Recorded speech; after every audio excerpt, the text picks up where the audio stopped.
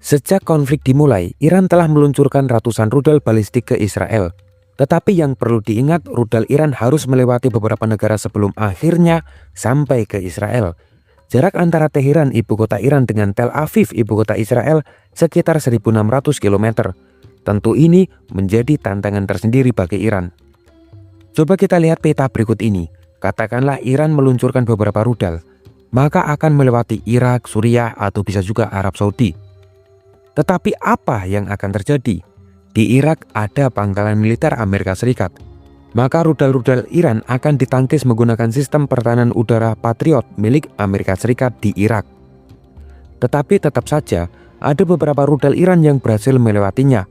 Apalagi sistem pertahanan udara Amerika Serikat di Irak dikabarkan mengalami penipisan munisi dan biaya operasional yang sangat tinggi dengan harga per penjekat mencapai 4-5 juta dolar. Katakanlah rudal-rudal Iran sudah sampai ke Suriah atau Yordania dan siap-siap meluluh lantakan Israel. Maka disinilah sistem pertahanan udara Israel mulai bekerja. Sistem pertahanan udara Israel yang berlapis-lapis mulai menangkis rudal-rudal Iran yang berada di wilayah udara Yordania atau Suriah. Yordania juga turut membantu Israel menangkis rudal-rudal Iran. Dan di Laut Mediterania, kapal-kapal perang Amerika Serikat yang juga sudah siaga penuh dan beberapa juga bisa menangkis rudal-rudal Iran. Tetapi tetap saja, sebagian rudal Iran akhirnya bisa tembus sampai ke wilayah Israel. Dan inilah penampakannya.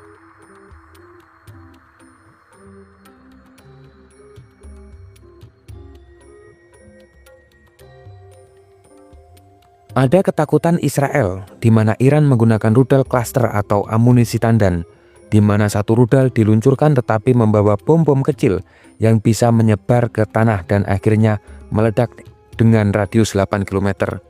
Bom-bom kecil yang dibawa bisa sampai ke 20 biji atau puluhan biji atau bahkan ratusan biji.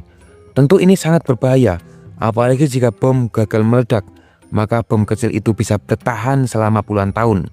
Dan ketika perangnya sudah usai, bisa saja anak kecil menemukan munisi tersebut dengan mengiranya bahwa itu sebuah mainan dan ketika dipegang meledak. Atau bisa juga petani yang sedang menggarap sawah, amunisi tandan tersebut tergilas traktor misalkan, bisa saja langsung meledak. Ini sudah seperti ranjau di darat, tetapi bukan ranjau di darat, melainkan bom-bom yang sudah diluncurkan lewat udara tetapi mengendap di tanah. Oleh karena sifatnya yang sangat berbahaya, 100 negara mengadakan konvensi dan melarangnya dipakai di sebuah pertempuran. Tetapi faktanya, Iran, Israel, dan Amerika Serikat tidak masuk dalam konvensi tersebut. Tetapi belum ada bukti kuat bahwa Iran menggunakan rudal cluster atau munisi tandan. Tetapi diyakini rudal-rudal yang dipakai Iran bisa mengangkut munisi tandan. Dan ada kecurigaan kuat bahwa teknologi yang dipakai Iran ini berasal dari Rusia dan Cina. Tetapi lagi-lagi belum ada bukti-bukti yang bisa mengatakan bahwa Rusia dan Cina terlibat. Tetapi apabila kita cermati hingga video ini dibuat, Rusia dan Cina belum mau terlibat dalam konflik ini. Walaupun kita tahu Iran merupakan teman dekatnya, di mana banyak sekali perjanjian diplomatik yang dibuat oleh Iran dengan Rusia atau Cina. Dan banyak program Iran yang membuat Iran bisa memiliki persenjataan dari Rusia dan Cina. Cina khususnya memiliki hubungan ekonomi yang cukup kuat dengan Iran, di mana setelah disanksi Barat, 90% minyak Iran dijual ke Cina, dan untungnya Cina mendapatkan diskon. Tetapi yang perlu diingat, Cina harus tetap menjaga silaturahmi dengan negara-negara Teluk, karena Cina banyak berinvestasi di sana. Dan negara-negara Teluk inilah yang sejak konflik berlangsung banyak mendapat serangan dari Iran. Cina juga melihat bahwa konflik ini ada Amerika Serikat. Cina berpikir 2 kali menghadapi Amerika Serikat. Cina cari aman. Walaupun secara persenjataan dan pasukan, Cina sangat cukup untuk membantu Iran. Berbeda dengan Cina, Rusia bisa dibilang untuk membantu Iran saat ini kurang siap. Mengapa kurang siap? Banyak persenjataan Rusia dan pasukannya yang masih terfokus melawan Ukraina.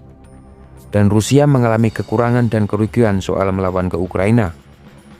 Walaupun seperti itu, sangat mungkin di kemudian hari Rusia dan Cina akan terlibat. Apalagi kalau negara-negara Eropa juga ikut nimbrung.